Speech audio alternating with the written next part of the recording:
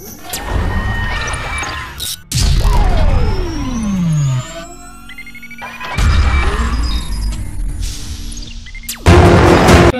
కూడా వేసుకొని చేయాలంటే చాలా ఇబ్బంది అవుతుంది.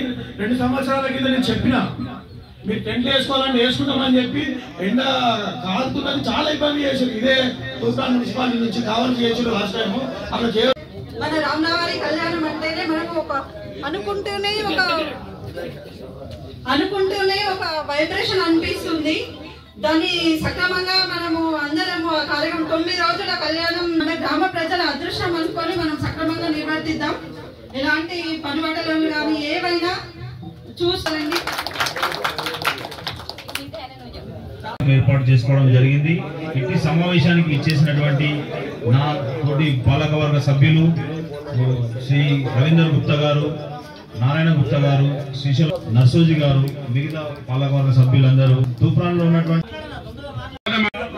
చెప్తున్నా మిమ్మల్ని కంప్లీట్ చేస్తాం 100% చేస్తాం. అందరు మేము 8 మంది కౌన్సిలర్ సహకారం చేస్తాం. ప్లీజ్ దయచేసి కూర్చోండి, అందరు కూర్చోండి.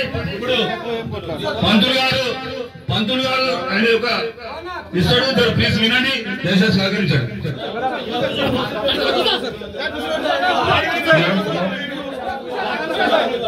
హలో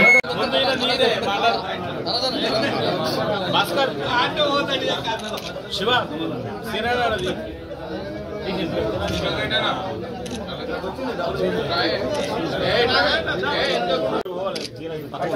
అందరికీ నమస్కారాలు.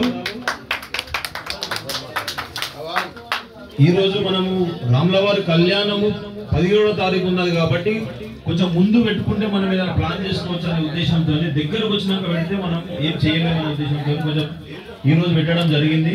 కొంచెం సమయం తక్కువ ఇచ్చినా కూడా అందరూ వచ్చారు. ఇంకొకటి ఏంటంటే రాములవారి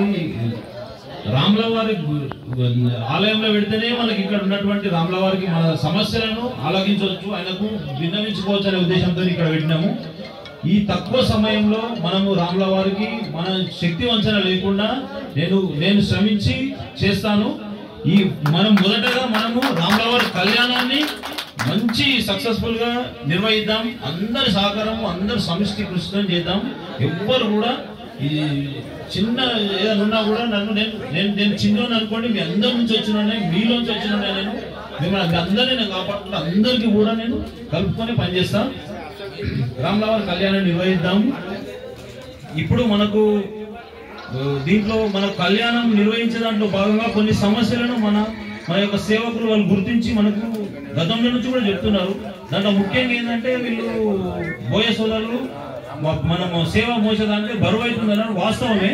కాకపోతే మనకు దాంట్లో కూడా ఒకటి ఏముందంటే మన విగ్రహాలు ప్లస్ రాములవారి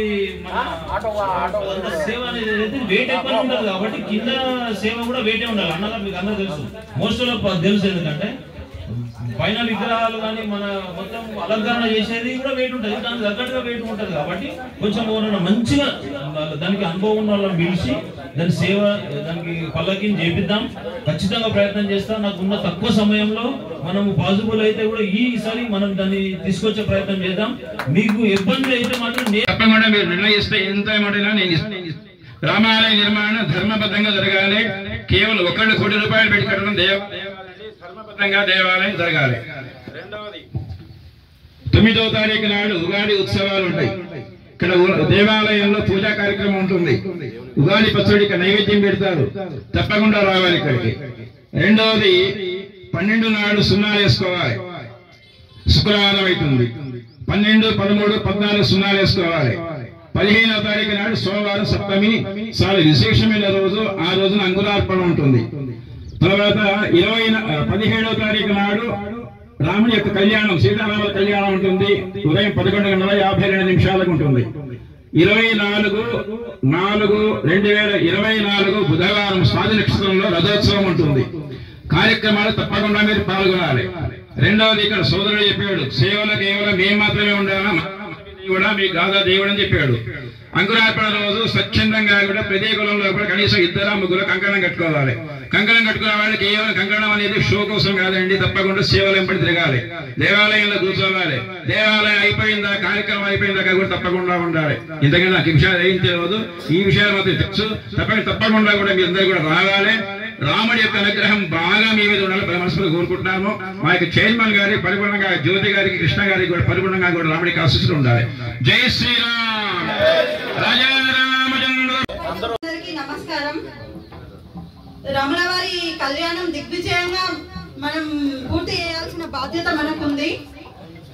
గతంలో చెప్పారు కానీ నేను చేసి చూపిస్తాను. నేను ఇలా ఉంటా గుడి కాడనే ఇలా వెలిగినండి.